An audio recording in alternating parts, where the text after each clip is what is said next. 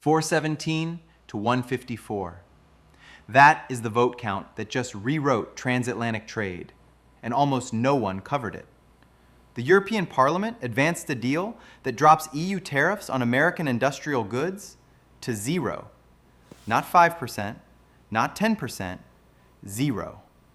The US keeps a 15% tariff on European imports.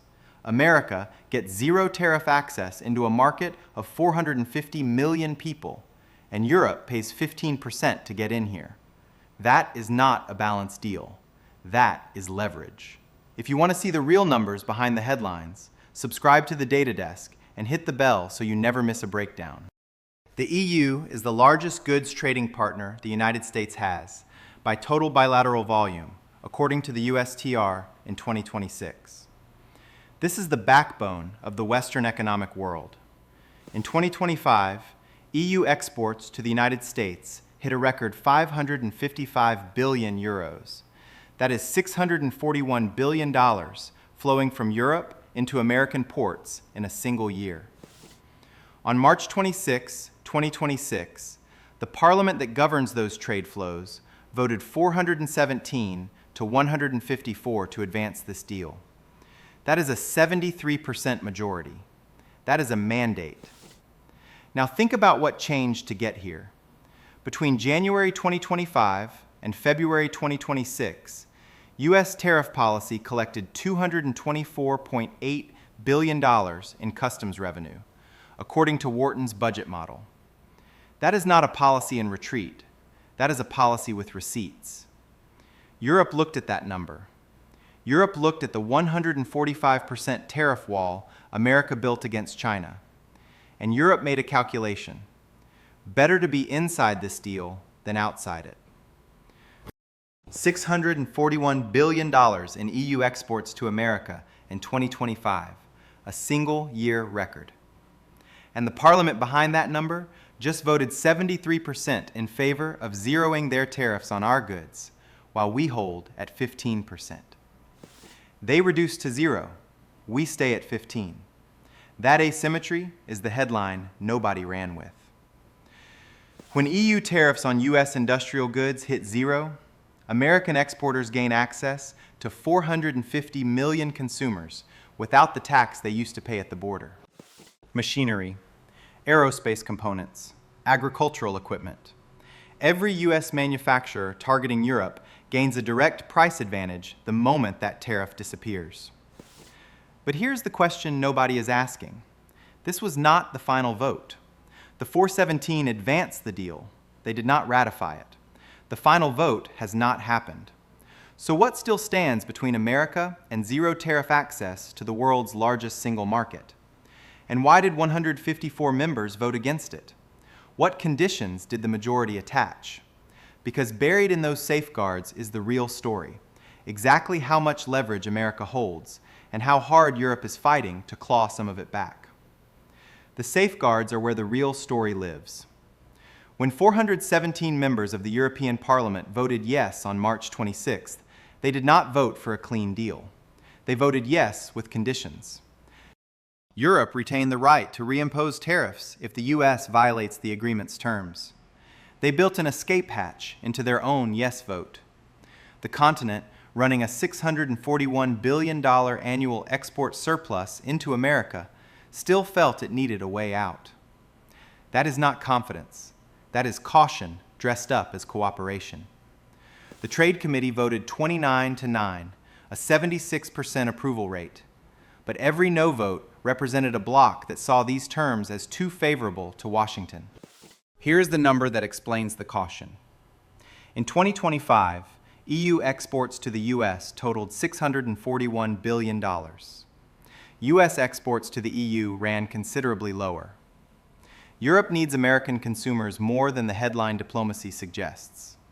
That dependence is exactly what US tariff pressure was designed to expose. And it worked.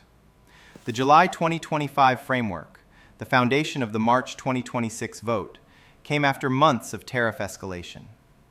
America negotiated from $224.8 billion in collected customs revenue and a clear willingness to hold the line.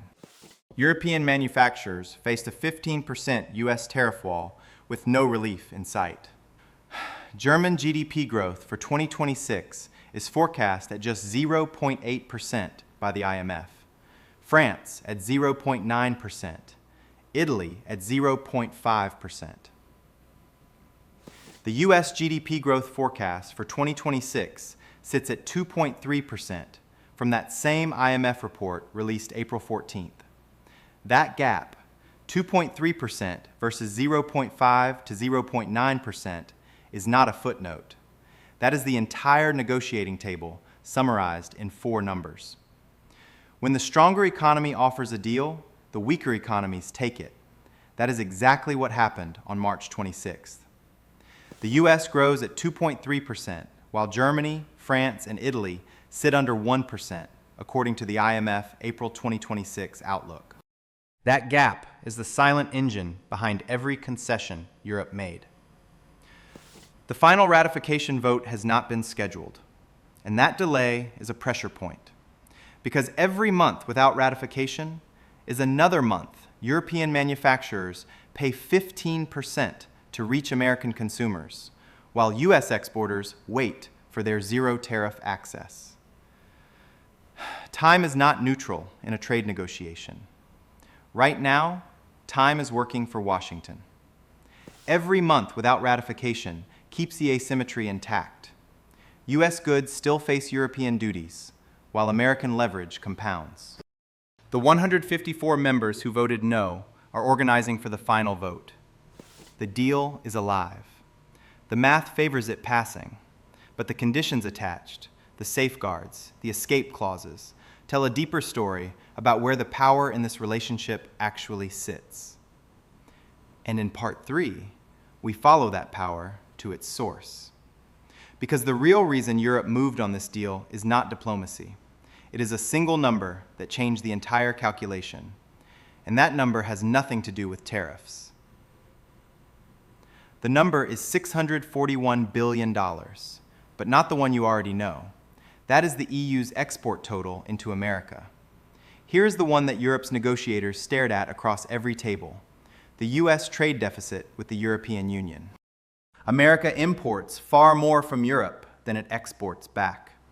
And for decades, Europe treated that imbalance as a permanent feature of the relationship: stable, untouchable, guaranteed. Then Liberation Day happened. On April 2nd, 2025, the United States imposed a baseline 10% tariff on all imports. For the EU specifically, the rate went higher. Suddenly, the structural imbalance that Europe had counted on was no longer free. Every euro of goods crossing into America now carried a tax. And European exporters, the ones running that $641 billion surplus, started doing the math. April 2025, 10% baseline tariffs hit. July 2025, the EU-US framework deal is agreed. March 2026, Parliament votes 417 to 154. That is 11 months from pressure to progress. 11 months. That is how long it took for the world's largest trading bloc to move from resistance to a 73% yes vote. That timeline is the clearest evidence yet that the tariff strategy worked exactly as intended, not as punishment, but as pressure with a deadline. Now look at what drove the EU to the table beyond the tariff numbers. Look at the energy picture. In 2025, the United States became the first country in history to export over 100 million metric tons of LNG in a single year, according to Reuters and the White House. Europe was the destination for 68% of those exports, a record 10.3 billion cubic feet per day, up from 6.3 in 2024, according to the EIA. Europe is not just a trading partner for American goods. Europe is now a customer for American energy. And that dependency deepened every month of the conflict. When the Iran conflict drove oil toward $97 per barrel in early April 2026, American LNG became even more valuable to European buyers with no alternative pipeline supply. Energy dependency changes a negotiation. When your heating supply and your industrial fuel both trace back to the same country you are negotiating trade terms with, your leverage shrinks and theirs grows. That is the structural reality Europe brought to every trade discussion with Washington. Add it up. A $641 billion export surplus at risk from tariffs. A 68% LNG import dependency on American energy. A domestic GDP growing at under 1% in the three largest EU economies. And a US tariff wall generating $224.8 billion in revenue with no signs of coming down without a deal. Europe did not choose to negotiate. Europe ran the numbers and concluded it had no better option.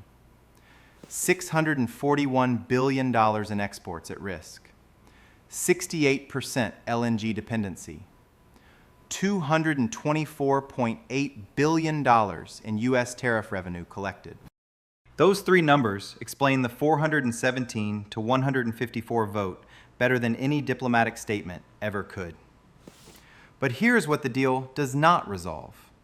Even after ratification, the 15% US tariff on European imports stays in place. Europe zeroes out. America holds at 15. That asymmetry is baked into the agreement, and it raises a question that Part 4 answers directly.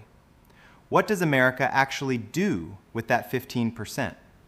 Because the answer is not what most people expect. And the industries it protects are ones that have been waiting for this moment for a very long time.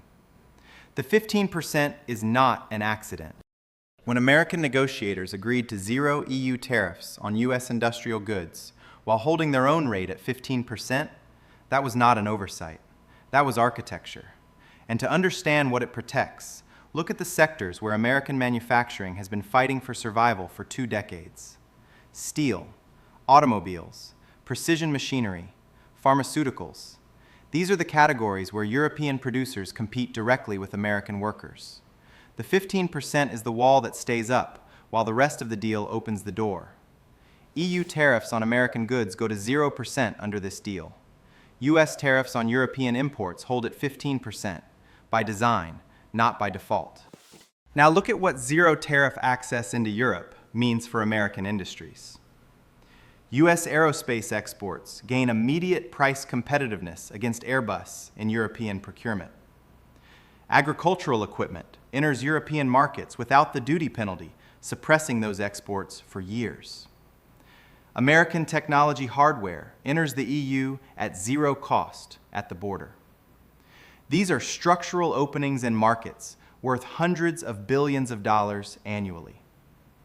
The US aerospace industry exports over $100 billion annually. Zero tariff access into 450 million European consumers is not a diplomatic win.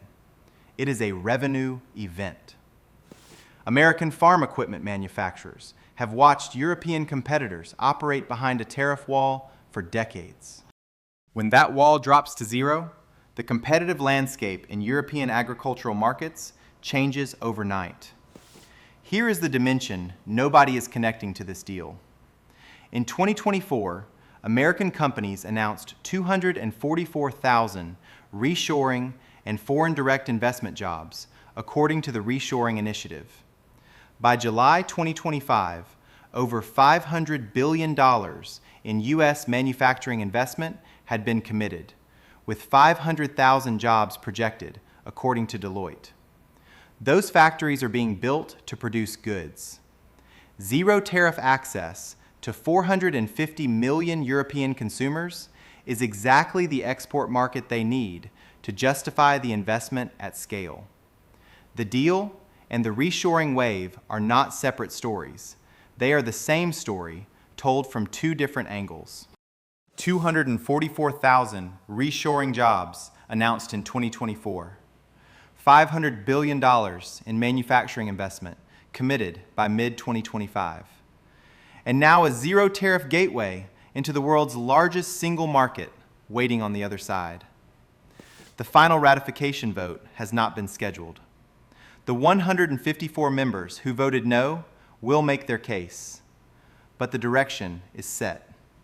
A 73% majority voted to advance a deal that gives American goods their most favorable access to European markets in modern history. The mainstream coverage missed it. The data did not. 417 to 154. Zero tariffs on American goods into Europe. $641 billion in EU exports, still paying 15% to reach American consumers. $500 billion in new American factories being built right now. And a reshoring wave producing goods that finally have a zero-tariff market on the other side of the Atlantic. Read the data. The deal is not just done. It is the opening move in a manufacturing decade that America is already building toward. What story should we break down next? Drop it in the comments, and we will see you in the next data file.